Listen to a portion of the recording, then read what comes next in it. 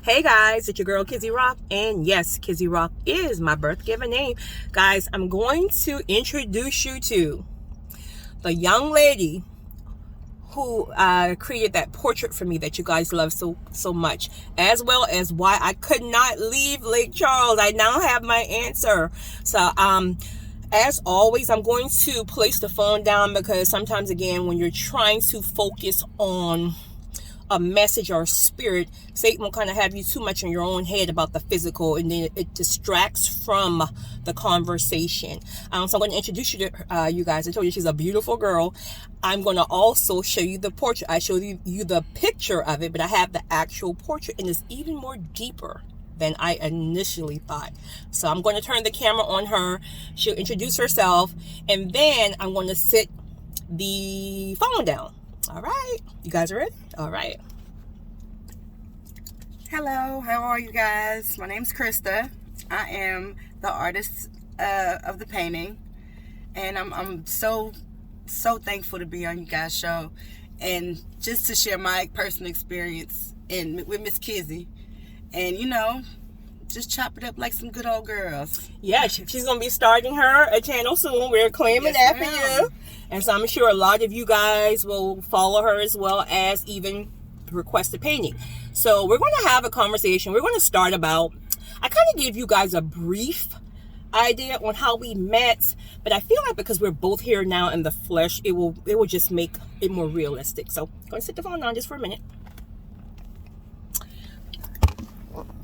All right, so I'm going to start off because she only knew, again, why I couldn't leave Lake Charles. Okay, so after the concert this past Saturday, I was supposed to leave the Sunday.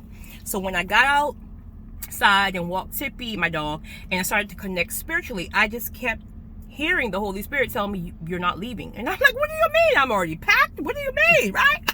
And first of all, I'm crazy. Like, I'm just real, like, down to earth. So, right. So I was like, okay, but I don't know why. But God don't always tell us why. So I had to make some phone calls like, hey, I can't come. I'm stuck, and I can't give you an answer why.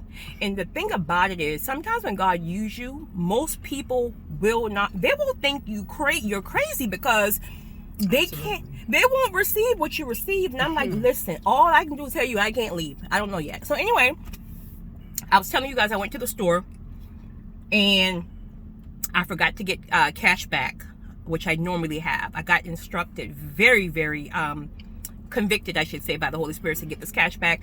I was driving and was told to go to the store. We won't say the store name, but to go to this store. And I'm just like, well, why, God? And like, just go to the store. So make a long story short, I went to the store. I still had no idea. I was just, going through clothes, and I'm like, this is for the birds. I don't know what this is about, but I'm obedient. So finally, right when I was checking out and about to go back to my truck, I got hit so heavy in the spirit. My eyes went directly on this beautiful lady who was sitting next to me, and I'm like, okay, God, but you don't tell, what do you want me to do? So he said, go back to the truck. That $100 that I instructed you and convicted you to get, I want you to go back there and give her that money. Well, in the physical, I have no problem with that because, again, you guys know I'm very down to earth. I mean, I've never met a stranger, so that's not an issue for me.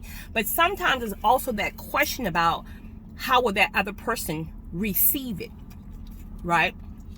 So I went back. She was on the phone when I left out. When I came back into the store, she was not on the aisle by herself. Well, she was by herself anyway, but meaning no one else was on that aisle. And I walked up to her, and the very first thing I said to her was, I think I said, do you know the Lord, right? Mm-hmm.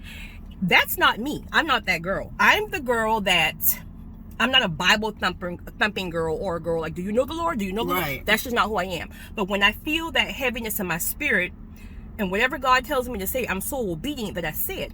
So when I said it to you, I said, do you know the Lord? And you gave me this look like, my God, yes. There's no question. I was listening to a sermon right after. Really? Yes, I was. And instantly when you said that, I knew it was ding, ding, ding, ding. Lord, this is it. And then I said, what the things I said to you. But more than anything, the one thing that was more profound and that the spirit, because God wouldn't, I keep saying, God, okay, when I go back in here, what should I say to her? And he's like, you just go, I'll tell you what to say when to say it. But more than anything, all the words that we shared, and half of the time when you're in spirit, you don't even remember what you said. Right. But the one thing that I can remember that just kept pounding on me, Satan can't have you. He can't have you. He can't have you. And if you remember, I kept saying that to you. And in that very moment, that's when I realized you kind of just, it hits you. For whatever reason, because of course we all have our different, we receive things differently for different things, and that's when it hits you. And then that's how we met. But I'll never forget, you looked at me and you said, can you take off your mask? Can you tell me why? What made you say that to me? Because I want a connection with not only the person that God is using, but with the person with this giving heart, because you don't find it all the time. You don't find people that's willing and able to obey God, even walking into a store, you know? And I've done it before, and it's not for me to brag on or even talk about, but I know when God moves you and you don't move right then and there, it's like he snatches you. So let me tell you, I understood wholeheartedly. I did. So that's why it kind of, I just needed to see the connection with it. And you know, when I made the recording about that, briefly how we met, that's before you even said what you just said, that's exactly what I said. That's what made me knew that you knew God, because you can look into a person's eye, right? And you can just see their soul, their spirit, the whole 9 yards. So when you asked me to remove my mask, I instantly knew you were that connected yourself enough to know, like, okay, I hear you, I receive you, but let me look in, let me look at you so I can tell. And so after that, then the rest is history. So of course, once a few days and a couple of days went by, of course, I still found things here to do here, but I knew without a doubt it wasn't purpose. It was more about just being in the area where I can hear whatever God needs me to hear. I said this to you, I said this on the recording. If I'm 100% honest, even though you told me you was going to draw this portrait, I was not per se looking for it, because you being a giver yourself, you know that when we give, we just give. We're not expecting. But when people do say they're going to do something in return, that tells me a lot about your character. So then you hit me with the ta-da, and I saw the picture. I was so consumed with the artistry and how beautiful the picture is that it took me minutes, 5-10 minutes to realize she had no mouth. And then I commented back to my on my YouTube comments, and I was like, guys, this painting is more deeper than I think. She has no mouth. You end up texting back and say, hey, well, let me say this right quickly. So before I met you, again, I knew God was telling me I couldn't move. But then throughout that day, Satan kept playing with my mind. Go. You're going to miss other blessings in other places. You're supposed to be here. You're going to miss the spotlight. Go, go, go. So, you know, even though you're planted with God, we're human. Right. So there's some times when it will shuffle with you. And I knew God told me to be still. And then I keep saying, well, Lord. And you texted me back and say, hey, by the way, I forgot to tell you the name of the portrait or the name of the young lady is Be Still. I dropped my phone.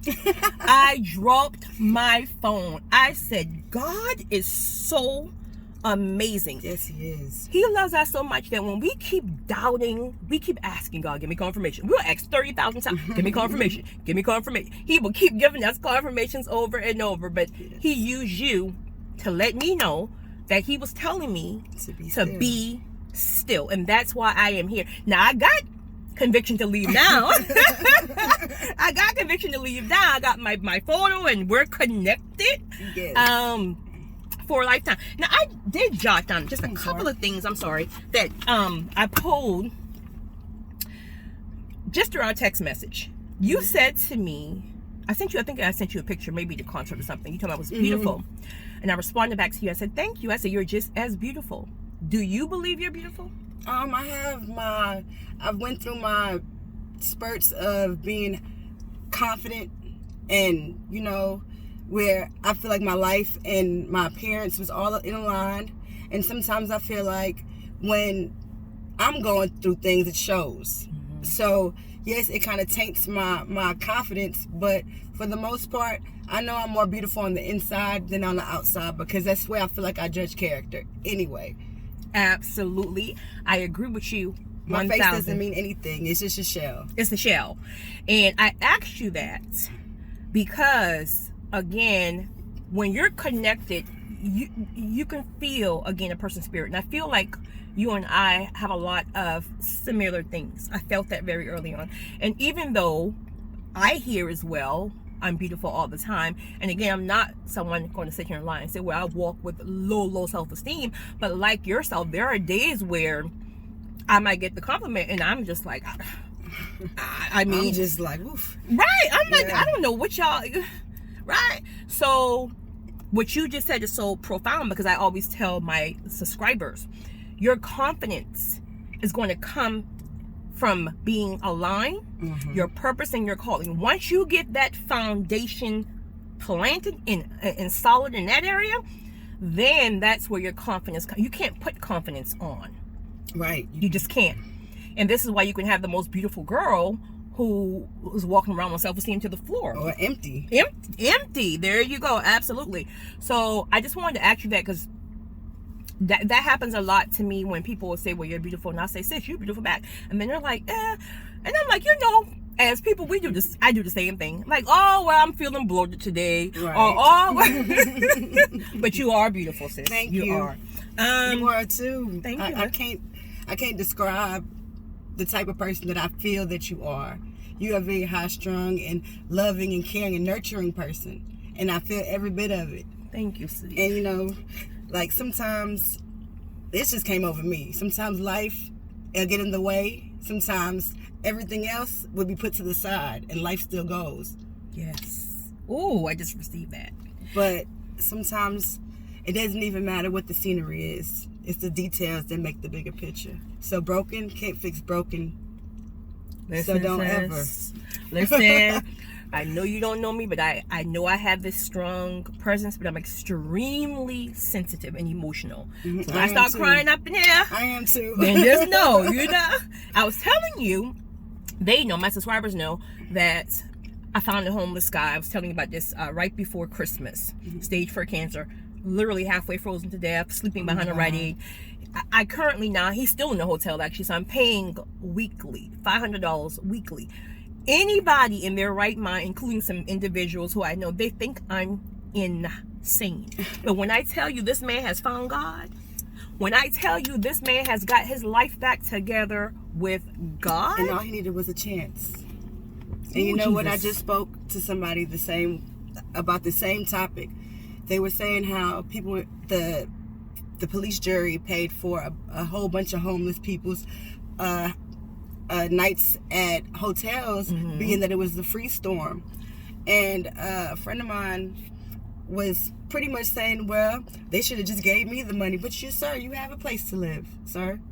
Like, please don't do that. Yes. Because one thing and two things for certain, you don't know where God will put you, and you don't know how God will humble you. I said, you sit up here and you pray to get rich overnight, but not a dollar comes to you. You have enough to maintain, and that's all you're going to have. That's all you're going to have. I said, but you know what? Life is not about just to work, to eat, to pay bills. You have to enjoy life. And whenever God decides to use you, you're supposed to be there as a vessel, not to be the one to convict or put a finger on anybody else's situation. Absolutely. I don't agree with that. And it pisses me off. And like I said, is like, I'm so emotional about it because people, it's not fair. And people don't get it. No. Like, people will judge you and think like you're insane. Like, who would do this? Who would take a quote unquote bum and pay this kind of money?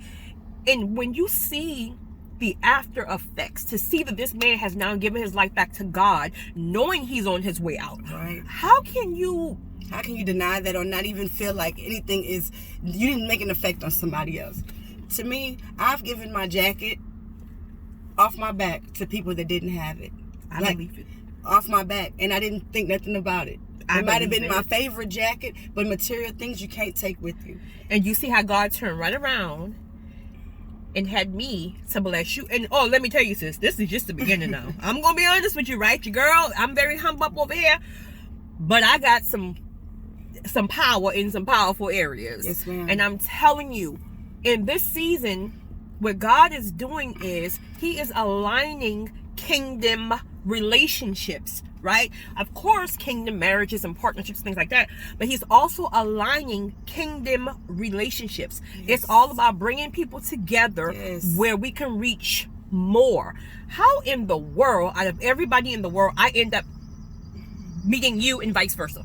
There's how many people in the world? So it's always about, God's ordained purpose. Yes, I believe so.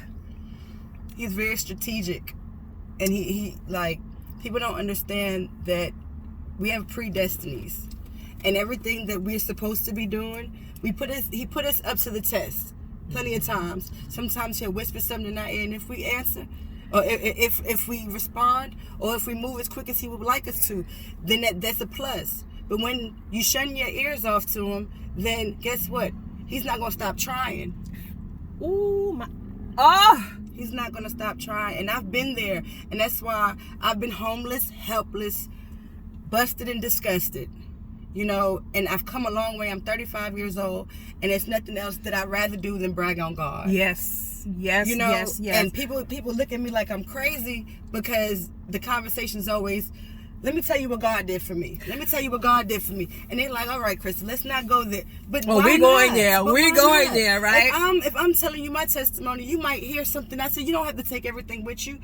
You don't have to take everything to sleep with you. And filter it out. What's for you is for you. What's for you is for you. And what's for me to spread to somebody else is going to be a fly on the wall still listening. Child, look at my makeup. Oh, my God. Now all my makeup is running. And this is why I don't be all crazy about this thing here. Something else, you texted me when we were texting back and forth the other day.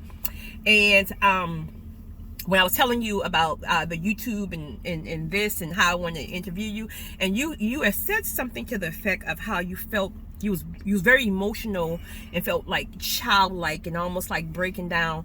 And I responded back to you, and I was telling you that I've been there. If I'm honest with you, I'm even currently there. I'm a visionary as well. Yeah. God have shown me what He has for me, and I find myself almost running from the blessings. And I was telling you, I think, in my opinion, at least for myself, it's almost like we feel undeserving for those things. It's almost like being in a very, very healthy, happy marriage, and trauma has caused you to go cheat on your spouse. That's exactly right. And now you come back in this house. How can you look this person in there? This person has been nothing but amazing to you. You feel guilty. You feel like, so it's almost like we want to be focused on what we've done, what we didn't do. I don't deserve it. And God doesn't even see that stuff. That's us. And so I was telling people, in order for us to really receive all of God's blessings, we have to get to a point where we truly believe we deserve it. And we have to forgive ourselves. We have to forgive ourselves because life happens, situations happen, and without the situations, we can't draw closer to God. There's no way. There's no way. We feel unworthy, and so it's almost like you want to run from Him because you think He's judging you. And He's like, girl, that's you. That's you. That's your foolishness. I'm not thinking about that. I'm trying to get you, where I'm going to open some doors for you because your testimony is going to bring. And what I like about how God uses me, because again, God uses everybody different. I'm so planted in how He uses me. He uses me very strategically. Obviously, how I met you. Obviously, how I end up make a wrong turn, end up behind a Rite Aid and find this homeless guy, right? From men who try to holler, and I let them, but within 10 minutes when I start speaking, they don't even want to holler no more, honey. They're like, oh, Jesus, okay, I couldn't get turned on if I wanted to get turned on right now. So God uses people strategically, and this is what pisses me off about religion and these saved, sanctified, holy, perfect. This is why you can't get to nobody, because when you're trying to have a conversation with somebody and you're judging them, who's going to stick around for that? No, let me tell you, we all are flawed. Let me tell you, regardless if you're a quote-unquote bum and you haven't washed in 30 days and everybody has given up on you, I'm going to hug you and I'm going to let you know that we've all go through something. Things. Yes, my attitude might stink If you think you smell, my attitude might smell to somebody that had a different sense of nose. Absolutely. You know what I'm saying? So my dirt and your dirt are two different calibers of dirt, but hey, I'm dirty too. And also, you may have experienced one type of trauma in your childhood. Right. May just have been your mother was on crack and didn't come home for 5 days. Somebody else may have been molested by every single person in that household. Yep. So don't you compare your trauma triggers to someone else's, because most times people don't even tell anybody what they've been through. Exactly. And so you're sitting over here judging. This is why God says, don't judge, because you don't know. He knows. Mm-hmm. He knows what this person has been through. And that don't mean you run away from speaking light into truth to people. Right. That just means you don't judge them to the point where they feel like they have to run and hide. But people, I think personally that people don't know the power that they have in their own tongue. And they are so quick to condemn other people without speaking the good in them. They always, the way society is built right now, it always picks out the bad in you. That's why we have filters. That's why we have all these things to design us to be the image that whoever made the image up, yep, you know, to uphold. Yep. And I feel like a lot of these people, a lot of these women especially, that's why I wanted to start a podcast, to uplift women. And they're down on the inside because they feel like they have to be compared to the next person on the TV screen. And they're walking around empty because they don't know where to start and how to fix themselves to look like them. Even Absolutely. though on the inside, they're beautiful. And you know, this is I always say this on my YouTube. This is when they email me for their questions or they want me to touch on a certain topic. It seems like the number one thing is, how do I get my confidence up? And I always say the first thing, first of all, tap in spiritually so you can get spiritually aligned. Okay, that's first and foremost, because God will then get you in the right of your purpose and your purpose and calling. Because once you're tapping purpose and calling, nobody can touch you in that area. That's your thing. So that right there give you a confidence knowing that only you can do that thing, right? Next is, don't compare yourself to nobody. I don't care if it's Beyonce or Kelly Rowland. You Right. stay in your lane. Right. Because they got their own insecurities themselves. And sometimes you just got to have to create your own. Your own. And see, I'm so, like you, I'm very unique, right? So I don't look like nobody. I don't act like, I'm just Kizzy. And everybody don't understand that. Because Right. some people will feel like, well, how are you talking about God and you got a cat suit on one day? Girl, I will talk about Okay. God. Honey, let me tell you. And see, but I'm firm and I'm footed Right. in knowing who I am. Either you get me or you don't. Exactly. I'm not going to change myself for you, because when you change yourself, you lose yourself. Yep. When you lose yourself, it's hell to find yourself again. Tell them again. Been there, done that, never going back. Never Promise going you, never back. going back. I think we got two more questions. I said to you as well in the text message that I was saying that when you're at your lowest of your lows, it's like Satan, the enemy, knows to send certain temptations, certain triggers, certain addictions. And then you said also certain people. Yes. I was like, people can be addicted too. People can be addicted too, and the things that draw you to them might be what satisfies you for the moment, but brings out the worst in you as well. Hey guys, it's your girl Kizzy Roth and Krista. So guys, as you know, if you've been watching the recording, like this right here is like an add-on.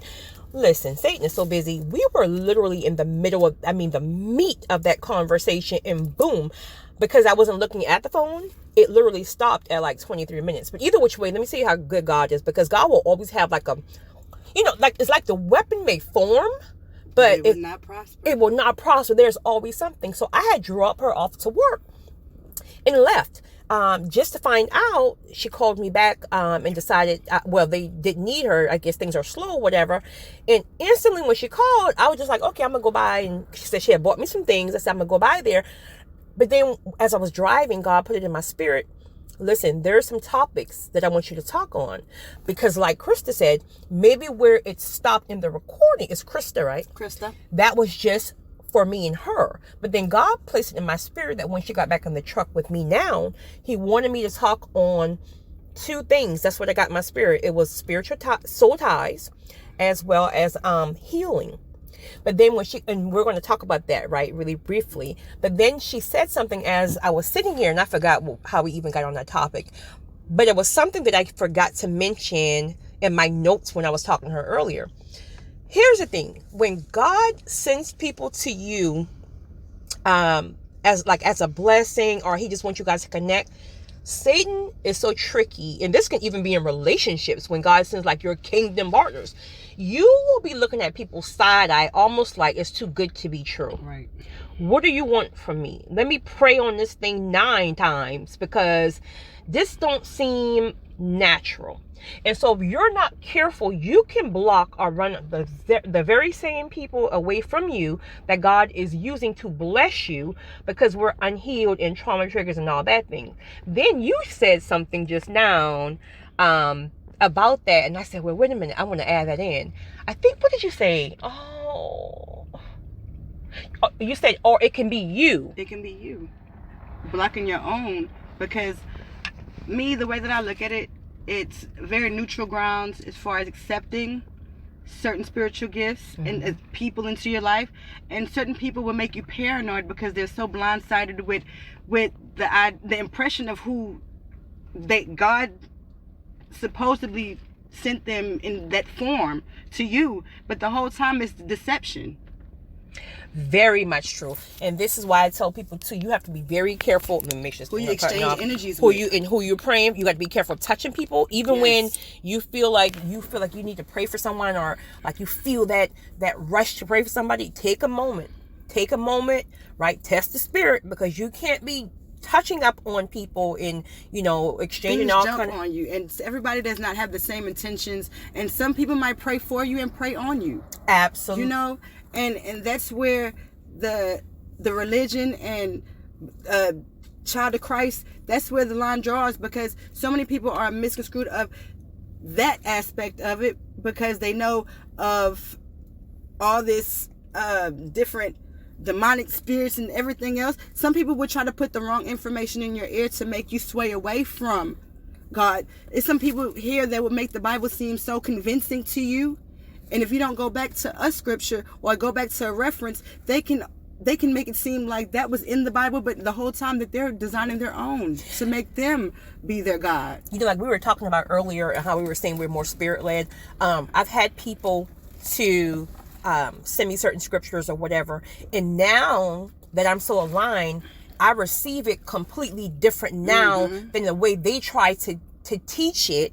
I guess years and years and years and years ago. So this is why it's so important to interpret it for yourself, because people will try to put their own little stuff on it. But I want to talk about soul ties, because even when the recording cut off and we were leaving, we were talking kind of about situations that you and I have had. We're not going to even bring all that up in there, but tell me your thoughts on soul ties. It's very real. Very real. Soul ties, another word for them are energy vampires. Yeah. Because they will suck everything out of you until you don't even know yourself.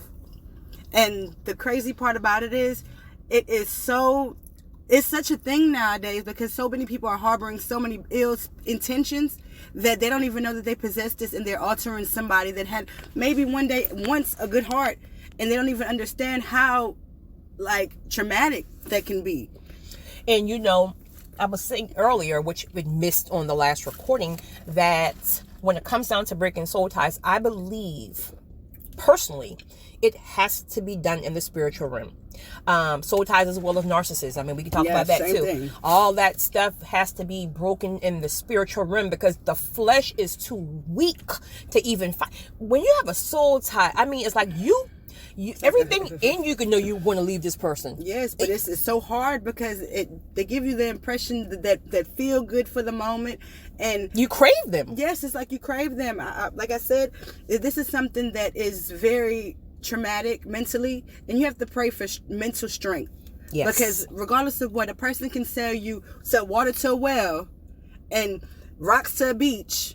So you have to prepare yourself for all the different tactics that people have, because even though you might have missed one infliction, the devil can send it again with another face, another name, with the same intentions. So you have to also ask for discernment.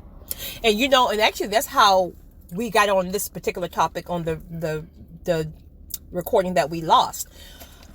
I had said to you through the text message that, when you're at your lowest points, how the enemy will send like your old triggers and your old addiction, all these things in your face, and then to tempt you. And then you had said he will also send people. And then that's when it hit me like, you know what? Ooh, you are absolutely right, because people can be your addiction. Yes, because some people like me, I'm a loner. But I love people, but I don't like the way of people right now. The people are selfish right now. Yes. They're very egotistical. They're all about self, and to be in the midst of that is very draining. It's very draining. So I have to back up from that and have to know my position, because I might have to just pass through, say what I need to say and keep it going. And you're an empath as well. And again, Right. this is something I talk about a lot on my channel too, because people, if you're not an empath, you will never understand the empath. You would think we're insane. Right. We feel everything. So yeah, so you do agree that a soul tie has to be broken in the spirit. Yeah, I believe it has to be. You have to forgive yourself first for at least falling for the devil's temptation. Yes. Because if you don't forgive yourself first, you would not be able to pay attention to all the things that have to build you back up. Absolutely. And I also believe firmly myself, you have to be not 95% ready, 100% ready to really be able to break this thing. Right. Because if you're 95% ready, even though that's a good percentage, you're still making excuses. You got to get to a point where it's not that your body is tired, your soul is tired. Exactly. You have no fight in. If you want to make it work, there's no fight in you, because there's nothing else to give. Right. So it's almost like at that point, the flesh is so worn out that you have to ask God to step in. Where before you may have been afraid to ask God to step in because you're really not 100% ready to let and go. you don't even know what you're praying for or against, because at this point you just know that you're just overwhelmed. You are absolutely right. So you are absolutely right. You have to know what your focus is, and you have to know how strong you are on the side of anybody. Absolutely. I don't care what their faith lies. I don't care if they agree with half the things that you say with what God's word is. You have to know it within yourself, because a person can tell you anything. It's what you fall for. It's what you respond to. It's what you react to. Is what gives them power over you. Absolutely. And I always say too, that once you ask God to step in, when God give you your orders, whatever your orders is, again, we were talking about earlier about the stage or whatever, and I was saying my whole thing is Holy Spirit. That's just me, period. And some of my friends, they say they were convicted to fast, let it be food, whatever. I was convicted to fast against the person. That meant change numbers, that meant move. But that was my instructions, where everybody else have different instructions, so that's important. Lastly, actually, healing. That's like the big thing now. And of course, in our community, we deal with so much trauma. In many different areas, within our community as a whole. And I always feel like to start your healing journey, you have to sometimes ask God to give you grace and kind of lead you on where to start. Agreed. Because many times we don't even realize we're traumatized. Right. Because it's just conditioning. We're in fight or flight mode, and we've been that way since forever. So we don't even realize that we need healing. And you know what? I believe that as far as healing goes, you have to accept and let go. Yes. You have to let go. You have to be okay with the not okay. You have to be okay with not being okay. I like that. Because when you can accept the terms that everything cannot go your way, everything cannot go the way that you envisioned it, you have to be okay with the altering plans and having to move at a different pace. I love that. And see, if you're not careful, the trauma of wanting to control the narrative will have you fighting. And that's why we say in the process of healing takes so long, because we're fighting against the process, because what God is doing is stripping away all the barriers that we put up. So now we feel raw, afraid, lonely. And so now we're fighting against it because we're fight or flight. So you have to submit to the process. You have to be vulnerable. And it's that vulnerability is something that we don't always do right. And it don't feel good. It doesn't feel good being able to be told when and where. And because if you really look at it, your body is something, when it tells you it's hungry, you have to obey. Yes, yes. You know, it's certain things that go along with order. Mm-hmm. Everything has an order and a designed place.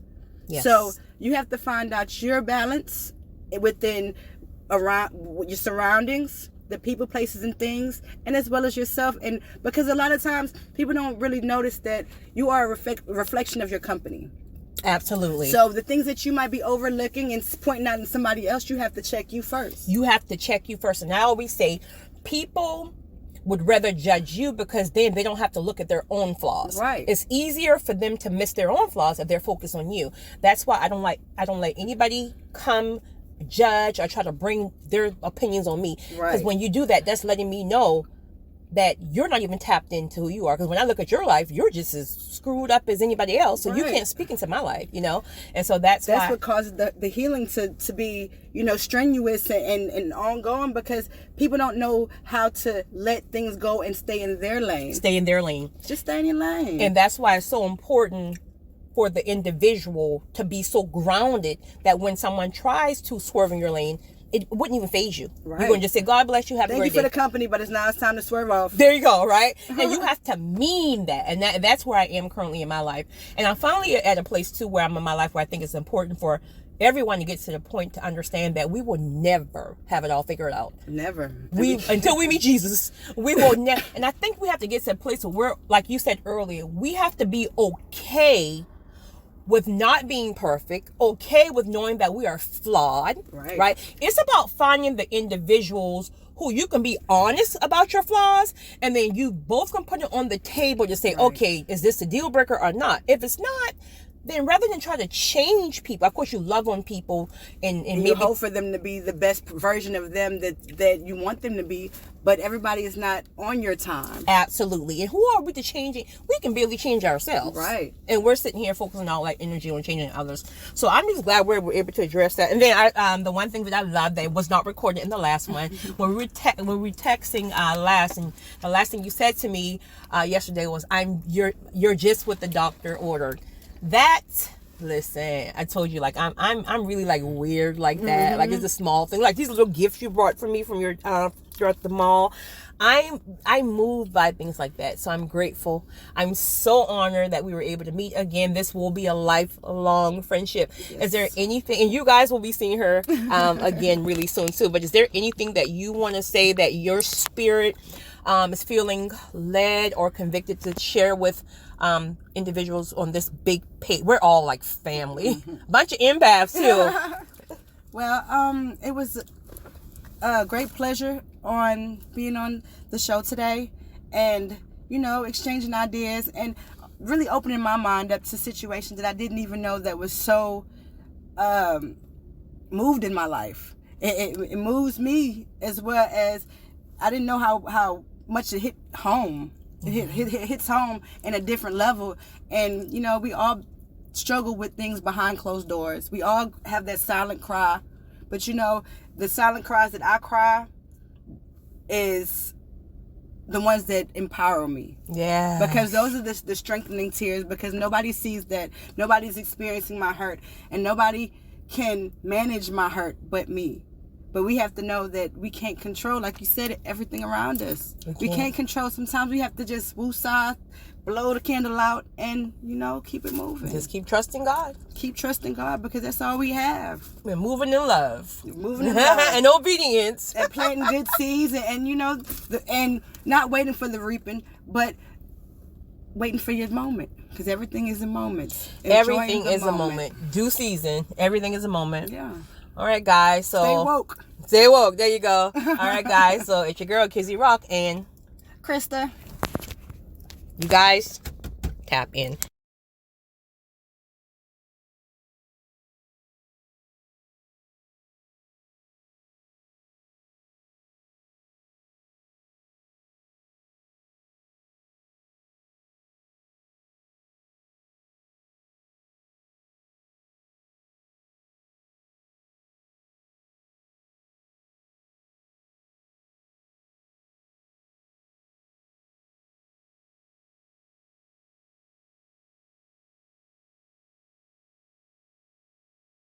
Okay, guys, so here's the photo again that I came to pick up, but I want her to describe it because she described something about the hair to me that just made me was like, oh my goodness, I keep receiving more and more. So she's going to describe this photo in her exact words for you guys. Let me show them you one more time just in case the other recording didn't.